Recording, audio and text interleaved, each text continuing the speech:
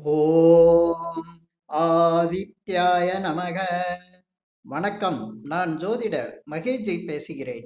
உத்திரம் நட்சத்திரத்தில் பிறந்தவர்கள் பணம் வர சகல சம்பத்தும் கிடைக்க இந்த கோவிலுக்கு போங்க. இந்த பதிவுல நான் இந்த தலைப்புல தான் பேசியிருக்கேன். இப்போ பொதுவாக ஜாதகம் பார்க்க வரவங்க பெரும்பாலும் பார்த்தீங்கன்னா பண விஷயங்கள்ல பிரச்சனை இருக்கு அப்படின்னு தான் வராங்க. நெறைய பேருக்கு பார்த்தீங்கன்னா, பணம் ஏதோ ஒரு வகையில பணத்து பிரச்சனை, அதனால கஷ்டம் அப்படிங்கிற மாரி தான் வந்து ஜாதகம் பார்க்குறாங்க. 70% பேர் வந்து பணம் சம்மந்தப்பட்ட விஷயங்கள்ல தான் கஷ்டப்படுறாங்க. மீதி இருக்க இந்த 30% பேருக்கு ஏதாவது ஒரு நல்ல வேலை அமைஞ்சு, நல்ல சம்பளம் அதிகம் வாங்கி, அதனால அவங்க பல பிரச்சனைகள சமாளிக்கிறாங்க. ஆ ஒரு சிலர் தொழில் வியாபாரத்துல நல்ல ஒரு முன்னேற்ற நிலையில இருக்காங்க. நல்ல வருமானம் வருது. இந்த 70% பேரு ரொம்ப அந்த பண விஷயத்துல ரொம்ப பாதிப்படைஞ்சு மனவேதனையில தான் ஜாதகமே பார்க்க வராங்க. ஏன்னா, இந்த ஜாதகம் பார்க்க வரவங்க சொல்றது வந்து, "நான் அதிகமா கடன் வாங்கிட்டேன். கடன் பிரச்சனை அதிகமா இருக்கு. கடனே கட்ட முடியல. கடனுக்கு இவ்ளோ கஷ்டப்பட வேண்டியதா இருக்கு. வாழ்க்கையே வந்து வெறுப்பா இருக்கு." அப்படிங்கிற மாரி சொல்றாங்க. ஒரு சிலர் என்ன சொல்றாங்க, இந்த கடன குடுத்துருக்கேன். அது திரும்ப வாங்கவே முடியல.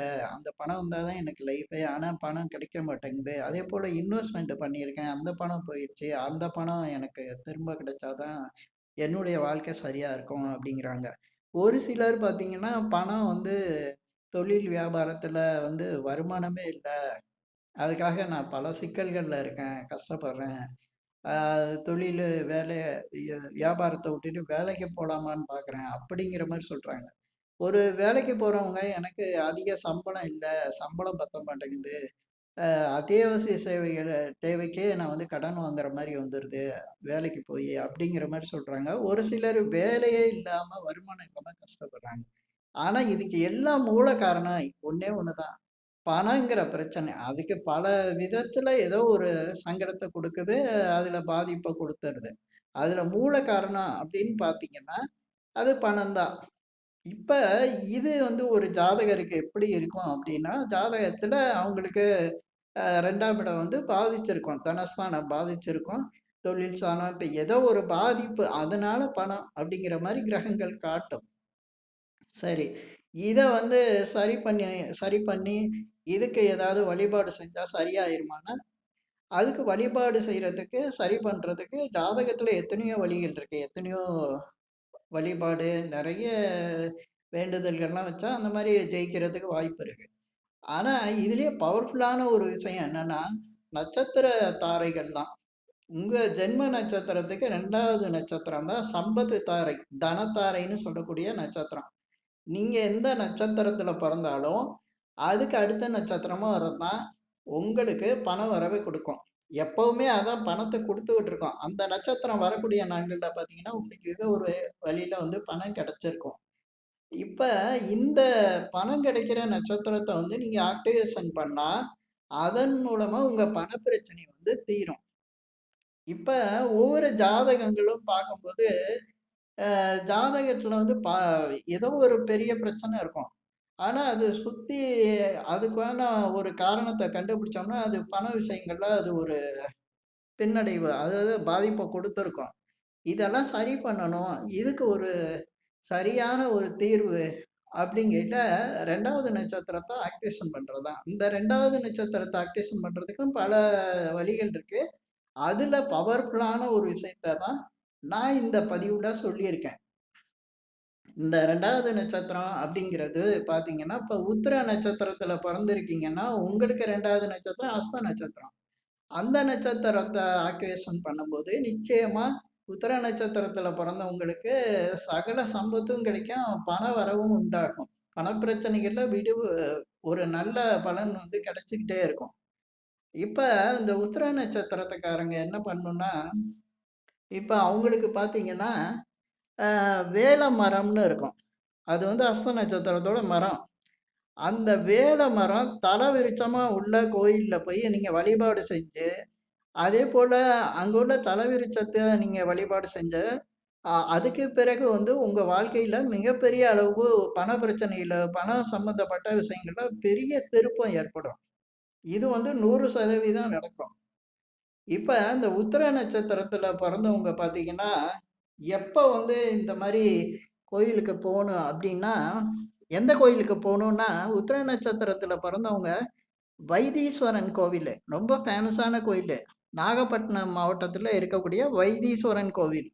அந்த கோயிலுக்கு போயிட்டு இறைவன கும்பிட்டு, இறைவன் வழிபாடெல்லாம் செஞ்ச பிறகு, நீங்க அந்த கோயிலோட தலமரம் ஸ்தல மரம்பாங்க அது. அந்த கேட்டா சொல்லுவாங்க. அங்க வந்து வேல மரம் அப்டிம்பாங்க. அத வேம்புன்னு கூட சொல்லுவாங்க. வேப்ப மரம்னு சொல்லுவாங்க. அந்த மரத்த நீங்க வழிபாடு செய்யணும். ஏன் இந்த கோயில சொல்றேன் அப்டின்னா, இது பழங்காலத்து கோயிலு. அதோட ரொம்ப பவர்ஃபுல்லான கோயிலு. பிரசித்தி பெற்ற கோயிலு.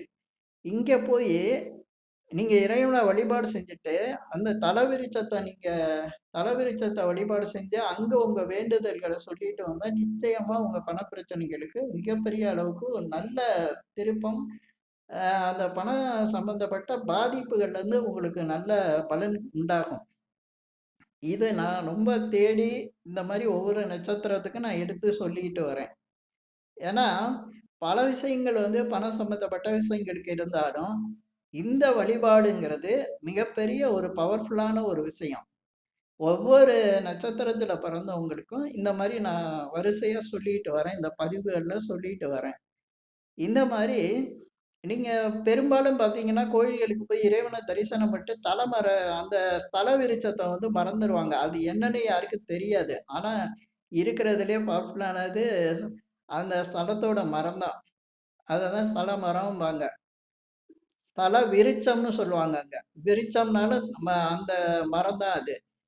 இப்ப நீங்க வந்து அந்த ஸ்தல விருட்சத்த கும்பிடும்போது, உங்களுக்கு அந்த பலன் முழுமையா கிடைக்க ஆரம்பிச்சுரும்.